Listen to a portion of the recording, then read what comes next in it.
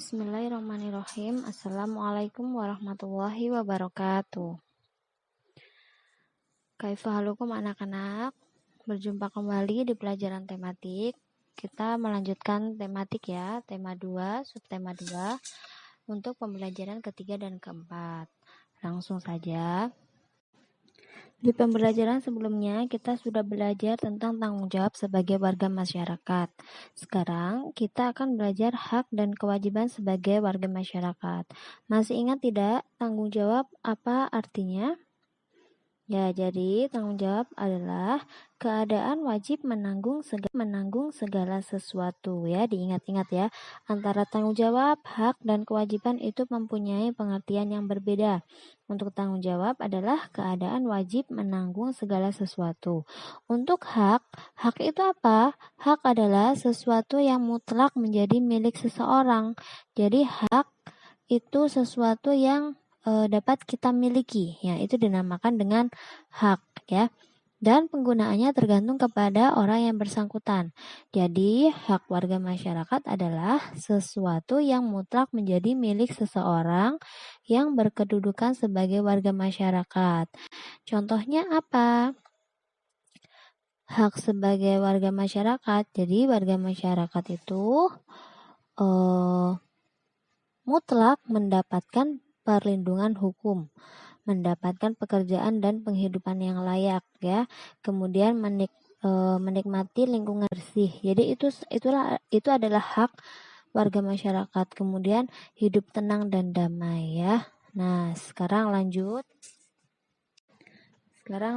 ke kewajiban. Tadi sudah hak warga masyarakat, sekarang kewajiban warga masyarakat. Kewajiban warga masyarakat itu sendiri. Untuk kewajiban apa artinya? Kewajiban artinya adalah sesuatu yang harus kita lakukan dengan penuh rasa tanggung jawab ya. Diingat-ingat. Tanggung jawab apa tadi? Keadaan wajib menanggung segala sesuatu. Jika hak apa? Sesuatu yang mutlak menjadi milik seseorang. Jika kewajiban apa? Sesuatu yang harus dilakukan dengan penuh rasa tanggung jawab ya. Nah, jadi kewajiban warga masyarakat adalah sesuatu yang harus dilakukan seseorang sebagai warga masyarakat dengan penuh rasa tanggung jawab. Contohnya apa kewajiban sebagai warga masyarakat? Contohnya mematuhi aturan atau norma yang berlaku dalam masyarakat. Kemudian menjaga ketenangan dan ketertiban lingkungan masyarakat, menghormati tetangga di lingkungan tempat tinggal, dan menjaga kebersihan lingkungan tempat tinggal ya. Menjaga kebersihan itu juga kewajiban kita sebagai warga masyarakat. Tadi kita sudah belajar tentang tanggung jawab, hak, dan kewajiban warga masyarakat. Sekarang kita akan melanjutkan belajar jenis-jenis usaha ekonomi ya. Jadi jenis-jenis usaha ekonomi itu dibagi menjadi 2 macam, yaitu jenis usaha ekonomi yang dikelola sendiri dan jenis usaha ekonomi yang dikelola secara kelompok. Bedanya apa? Jika usaha yang dikelola sendiri adalah usaha perorangan, jadi usaha seseorang. Jadi usaha tersebut memiliki modal yang terbatas, biasanya dikelola secara sederhana. Itu adalah jenis usaha ekonomi yang dikelola sendiri. Nah, kalau kelompok apa bedanya? Kalau jenis usaha yang dikelola secara kelompok itu dikelola oleh banyak orang. Jadi dia itu dikelola oleh kelompok bersama-sama ya, tidak satu orang, tidak perorangan ya. Nah, beda dengan tadi ya. Nah, ciri-cirinya apa? Jadi kalau ciri-cirinya usaha yang dikelola secara kelompok, biasanya modalnya banyak atau besar. Kemudian kalau dia mempunyai modal besar, biasanya juga keuntungannya juga lebih besar ya. Sekarang Bu Nanda akan menjelaskan jenis-jenis usaha ekonomi yang dikelola sendiri ya. Jadi yang dikelola secara perorangan, contohnya pertanian. Jadi pertanian itu dikelola oleh perseorangan. Sebagian besar usaha pertanian dikelola secara perseorangan dan memiliki modal yang terbatas. Biasanya modalnya hanya untuk digunakan untuk apa? Untuk membeli benih, untuk membeli pupuk ya, seperti itu. Kemudian usaha perdagangan.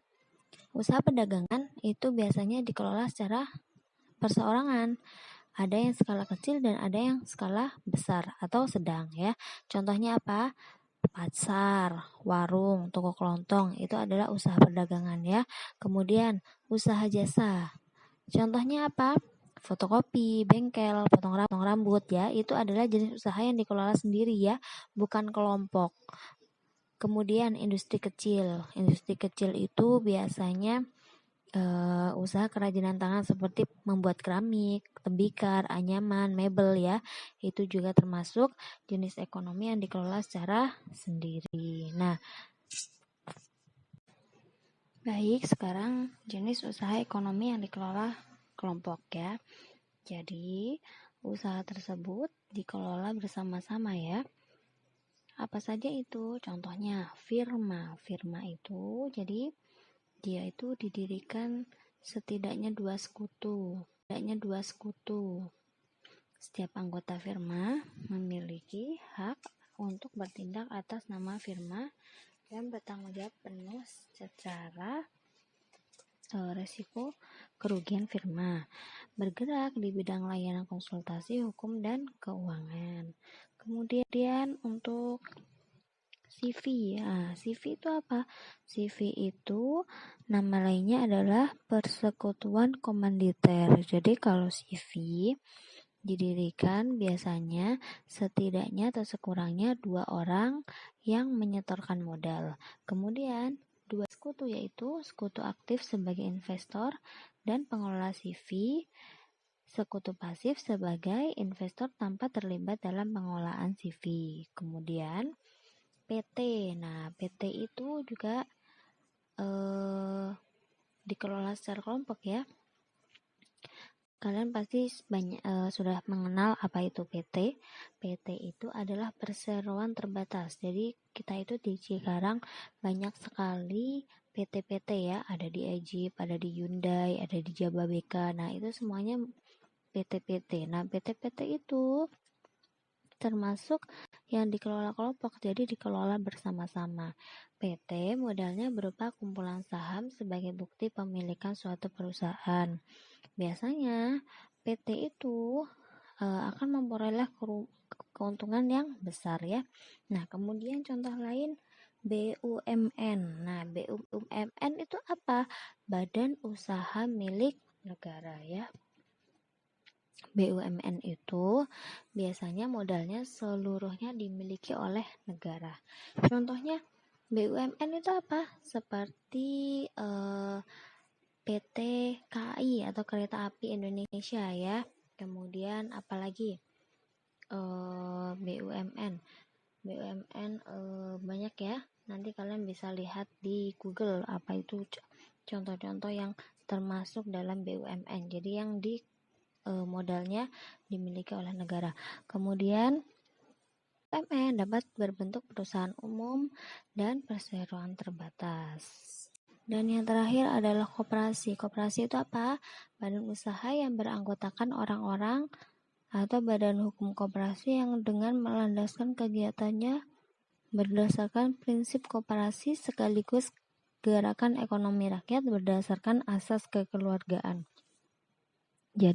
Jadi kalau koperasi itu dia prinsipnya berdasarkan atas asas kekeluargaan.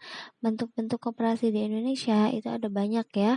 Contohnya koperasi konsumsi, koperasi simpan pinjam, koperasi produksi, koperasi jasa, koperasi serba usaha. Nah, untuk contoh-contoh dari usaha ekonomi yang dikelola secara pribadi dan dikelola secara kelompok, kalian bisa membacanya sendiri lebih jelas pada halaman 67 sampai 70 di buku paket ya.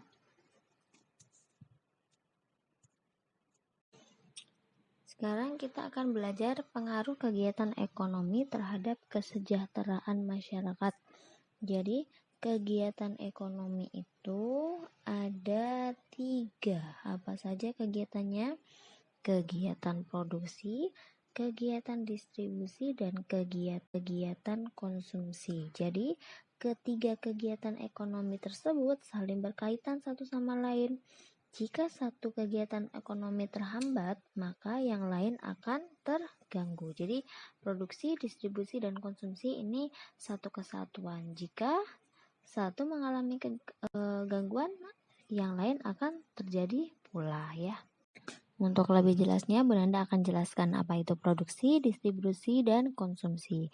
Jika produksi adalah kegiatan menghasilkan barang dalam rangka memenuhi kebutuhan hidup. Jadi, produksi itu kegiatan yang dia menghasilkan barang. Bisa jadi barang yang setengah jadi, barang jadi. Nah, itu termasuk produksi. Kemudian produksi adalah kegiatannya ya. Kalau orangnya dinamakan dengan produsen. Diingat-ingat ya.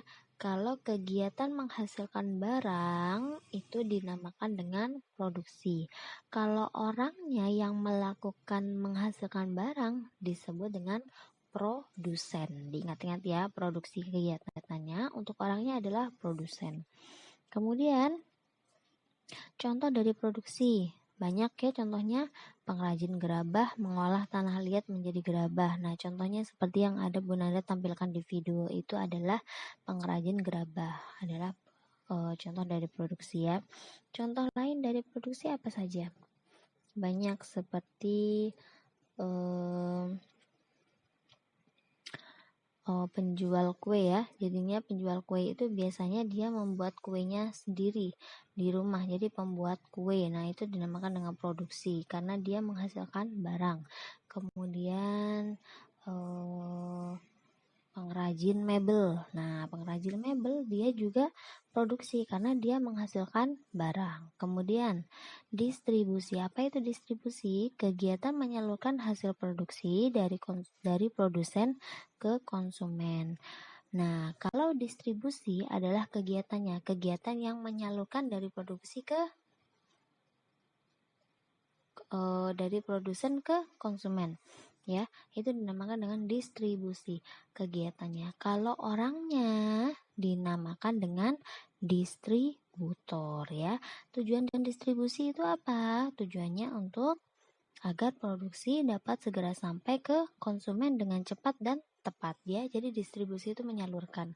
Contohnya, distributor menyalurkan barang makanan ke toko kelontong ya. Jadi kalian bisa makan jajan, makan makanan yang ada di warung, di toko, itu adalah bantuan dari distributor. Dia yang menyalurkan ya. Kemudian konsumsi. Konsumsi adalah kegiatan menghasilkan atau mengurangi nilai guna barang dan jasa untuk memenuhi kebutuhan hidup.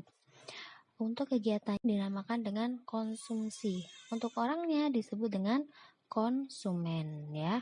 Jadi konsumen itu adalah orangnya. Kalau konsumsi kegiatannya, kegiatan yang menghabiskan atau mengurangi nilai guna barang.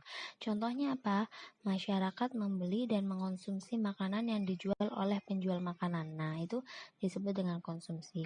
Semisal kalian membeli roti di toko. Nah, kemudian kalian memakannya, itu disebut dengan konsumsi ya. Jadi produksi, distribusi, dan konsumsi